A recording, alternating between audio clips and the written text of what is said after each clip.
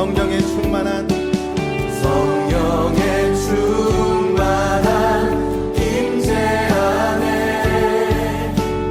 어둡던 우리 눈 밝아져서 주를 보게 하소서. 한 번 더 해볼까요? 오늘 이 자리에 모인 우리 오늘 이 자리에 모인 우리 어린 양 예수 따라가는 무리 되게 하소서. 성령의 충만한 임재 안에 어둡던 우리 눈 밝아져서 주를 보게 하소서. 당신의 겸손함, 당신의 거룩함, 당신의 정직함 우리에게 보이사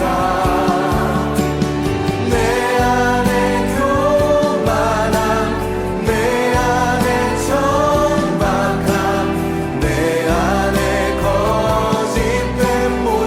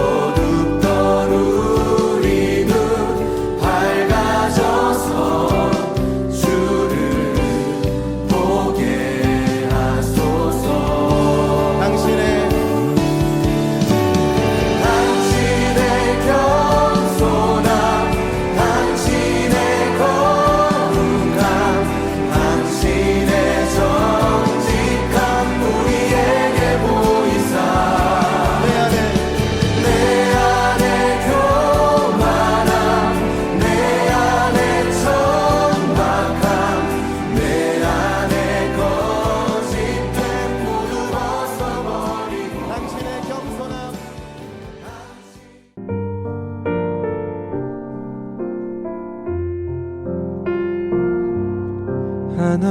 하나님은 너를 지키시는 자, 너의 우편에 그늘 되시니 낮의 해와 밤의 달도 너를 잊지 못하리. 하나님은 너를 지키시는 자, 너의 환난을 면케하시니 그가 너를 도우시리라. 너의 출입을 지키시리라. 눈을 들어 산을 보아라. 너의 도움 어디서 오나. 천지 지으신 너를 만드신 여호와께로다. 눈을 들어 산을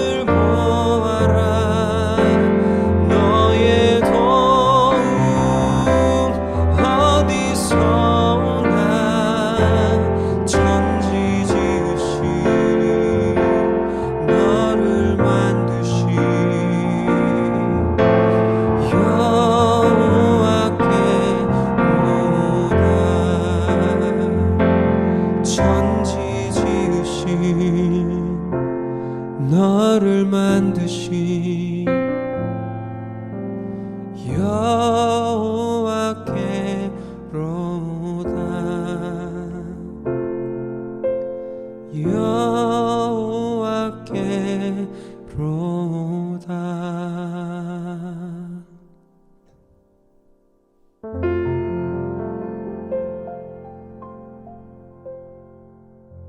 제10장 솔로몬의 잠언이라. 지혜로운 아들은 아비를 기쁘게 하거니와 미련한 아들은 어미의 근심이니라. 불의의 재물은 무익하여도 공의는 죽음에서 건지느니라. 여호와께서 의인의 영혼은 줄이지 않게 하시나 악인의 소욕은 물리치시느니라. 손을 게으르게 놀리는 자는 가난하게 되고 손이 부지런한 자는 부하게 되느니라. 여름에 거두는 자는 지혜로운 아들이나 추수 때에 자는 자는 부끄러움을 끼치는 아들이니라. 의인의 머리에는 복이 임하나 악인의 입은 독을 머금었느니라. 의인을 기념할 때에는 칭찬하거니와 악인의 이름은 썩게 되느니라. 마음이 지혜로운 자는 계명을 받거니와 입이 미련한 자는 멸망하리라. 바른 길로 행하는 자는 걸음이 평안하려니와 굽은 길로 행하는 자는 드러나리라. 눈짓하는 자는 근심을 끼치고 입이 미련한 자는 멸망하느니라. 의인의 입은 생명의 샘이라도 악인의 입은 독을 머금었느니라. 미움은 다툼을 일으켜도 사랑은 모든 허물을 가리느니라. 명철한 자의 입술에는 지혜가 있어도 지혜 없는 자의 등을 위하여는 채찍이 있느니라. 지혜로운 자는 지식을 간직하거니와 미련한 자의 입은 멸망에 가까우니라.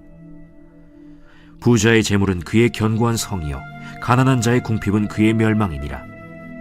의인의 수고는 생명에 이르고 악인의 소득은 죄에 이르느니라. 11월 생명의 삶, 잠언으로 다시 돌아왔습니다.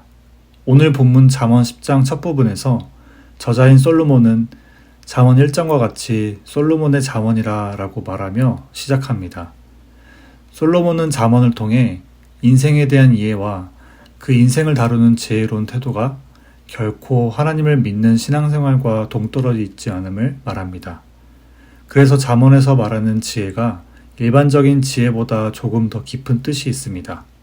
잠언 1장에서 말하듯 여호와를 경외하는 것이 지식의 근본이라는 말이 있듯이 하나님을 경외하는 삶이 곧 지혜로운 삶임을 말하고 있는 것이지요.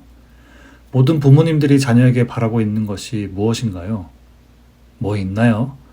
자녀들이 지혜롭길 바라고 성실하며 자기 할 일 알아서 잘하고 야무지게 자기 앞길 잘 찾아가고 정직하고 꾀부리지 않고 겸손하며 건강하고 또 물질적인 부분도 부족함 없고 좋은 사회 구성원이 되어가길 바라는 게 모든 부모들의 바람이죠.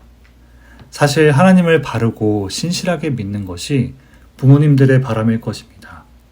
그렇지요? 어느 부모도 자녀가 미련하거나 어리석길 바라는 부모는 없을 것입니다. 오늘 본문 1절에서 솔로몬은 지혜로운 아들과 미련한 아들을 대조하고 있습니다. 본문에서 아버지와 어머니는 한 몸이기 때문에 부모의 입장으로 보는 것이 맞습니다. 아버지와 어머니의 기준이 다른 것이 아닙니다. 한 몸인 부모로서 같은 자녀 양육 가치관을 가지고 말하고 있는 것이지요. 오늘 본문 1절부터 16절까지 지혜로운 아들이 하나님께 받을 축복과 미련한 아들이 하나님께 받을 저주의 결과를 말합니다. 그래서 재물과 노동을 대하는 태도와 일상 속 언행의 열매를 통해 대조되는 두 아들을 칭하고 그 아들이 받을 축복과 저주에 대해 말합니다. 본문 2절부터 3절은 재물을 대하는 태도를 언급합니다. 2절, 불의로 얻은 재물은 무익하다 합니다. 일상 속에서 우리가 누리는 물질적인 축복에는 하나님의 개입하심이 있었음을 기억합시다. 2절, 불의로 얻은 재물은 사람의 물질에 대한 욕심이 생길 때 얻게 되는 경우라 말할 수 있습니다. 3절에서 하나님께서 의인의 영혼을 줄이지 않게 하신다는 믿음을 가진다면 어떻게 될까요? 그리스도인이 인생에서 하나님이 우선순위가 된다면 물질을 얻기 위해 불의한 일을 하지 않을 것입니다. 사람의 인생에서 물질은 필수적입니다. 하지만 이 물질의 영역 또한 하나님께서 주관하시고 우리의 필요만큼 채워주신다는 것을 안다면 불의한 생각은 없어지게 될 것입니다. 그리고 하나님의 채우심을 경험할 수 있을 것입니다. 오늘 본문 16절에도 나왔듯이 하나님은 의인의 영혼을 줄이지 않도록 생명을 주는 분이십니다. 2절은 우리 생활 속에서 누리는 물질에 대해 말하다가 3절에서는 영혼의 양식에 대해 말합니다.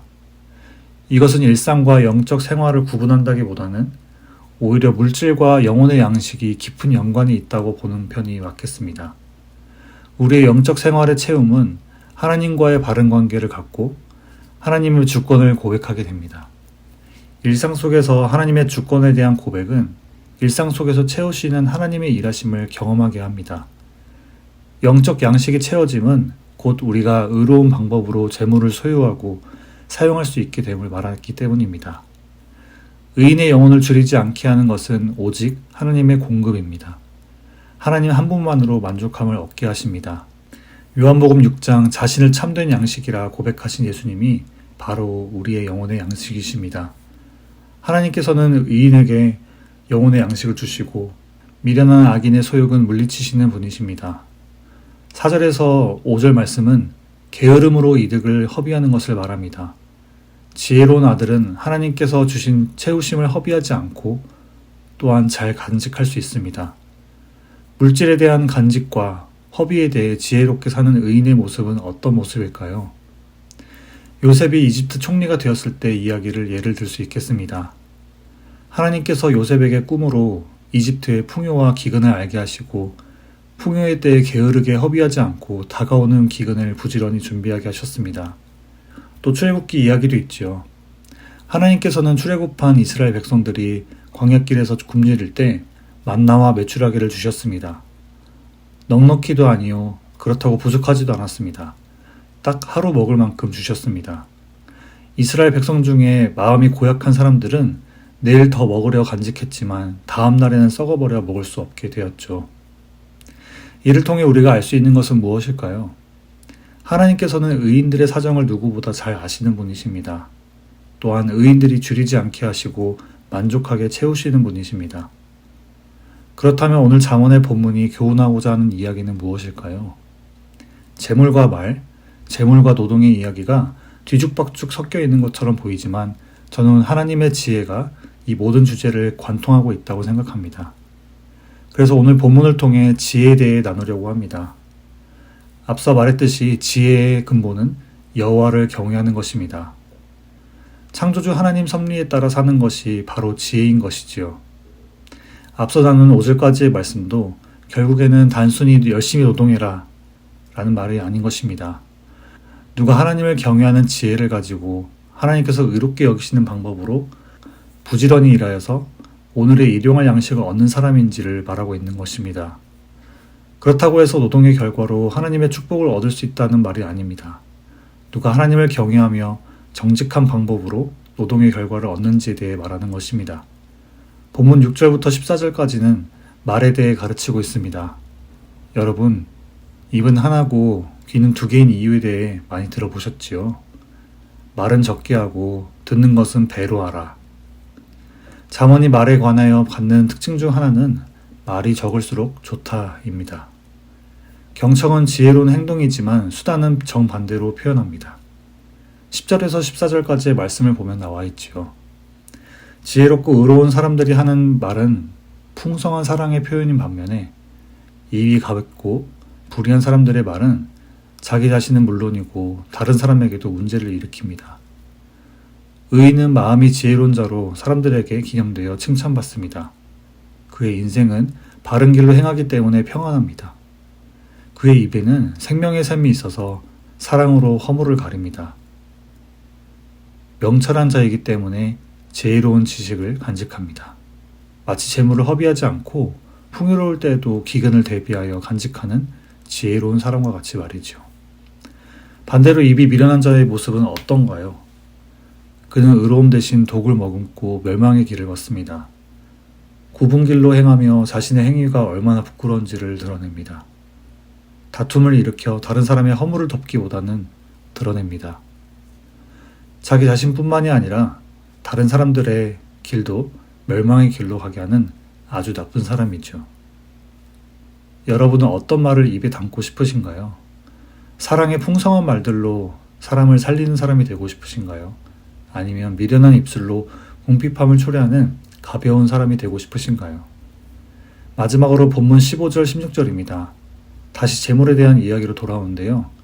여기서도 풍성한 재물의 유익과 궁핍함의 결과를 비교하여 교훈하고 있습니다.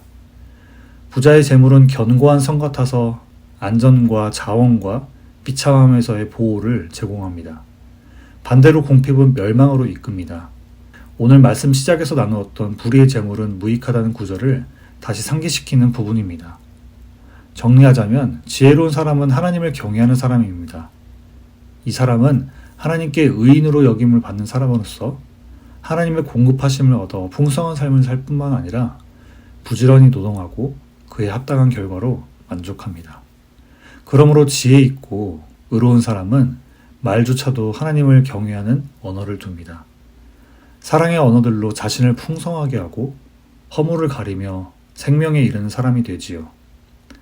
반대로 미련한 사람은 하나님을 경외하지 않으므로 자기가 중심되어 살아가는 사람입니다.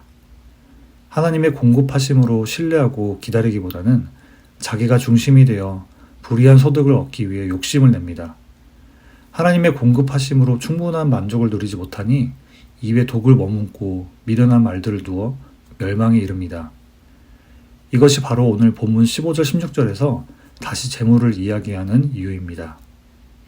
우리 삶의 필수적인 이 재물은 결국 말을 통해 우리 마음의 중심이 하나님께 있는지 자신에게 있는지 보여줍니다. 예수님은 우리 마음이 있는 곳에 물질이 있다고 지적하셨지요. 또 마음에 있는 것이 밖으로 나와 우리를 더럽게 한다고 책망하셨습니다. 그러므로 마음과 생각을 지켜 재물 자체가 우리에게 경관성이 되는 것이 아니라 하나님의 이름과 공급하심이 우리가 의지하고 만족할 만한 견고한 망대가 됨을 기억하시기를, 그런 오늘 하루가 되시기를 축복합니다. 들은 말씀 붙들고 같이 기도하시겠습니다. 먼저는 하나님을 경외하는 지혜로 하나님께서 허락하시는 풍성함을 누리는 의인의 삶을 살도록, 두 번째로 마음과 생각을 지켜 의로운 자의 말로 사랑의 풍성함을 전하는 그런 오늘 하루 되게 해달라고 들은 말씀 붙들고 같이 기도하시겠습니다.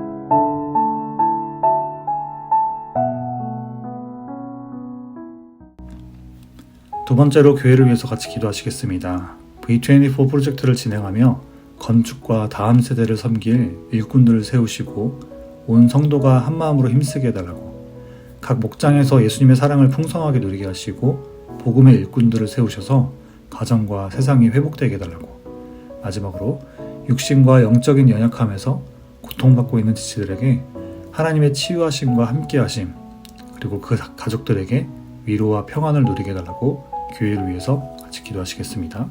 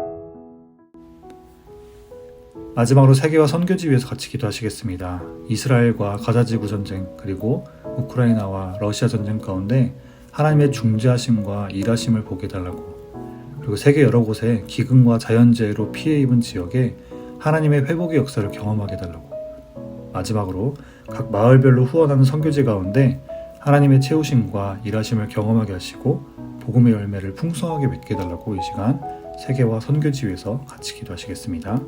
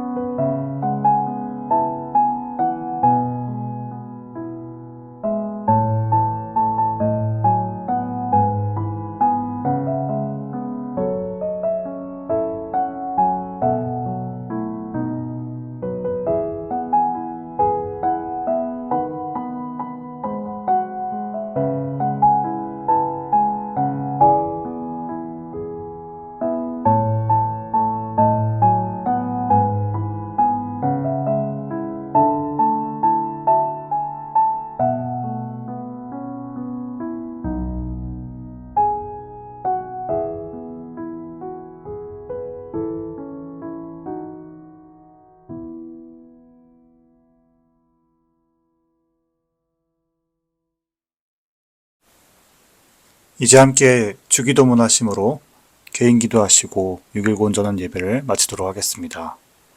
하늘에 계신 우리 아버지여, 이름이 거룩히 여김을 받으시오며 나라가 임하시오며 뜻이 하늘에서 이루어진 것 같이 땅에서도 이루어지이다. 오늘 우리에게 일용할 양식을 주시옵고 우리가 우리에게 죄 지은 자를 사하여 준 것 같이 우리의 죄를 사하여 주시옵고 우리를 시험에 들게 하지 마시옵고 다만 악에서 구하시옵소서. 나라와 권세와 영광이 아버지께 영원히 있사옵나이다. 아멘.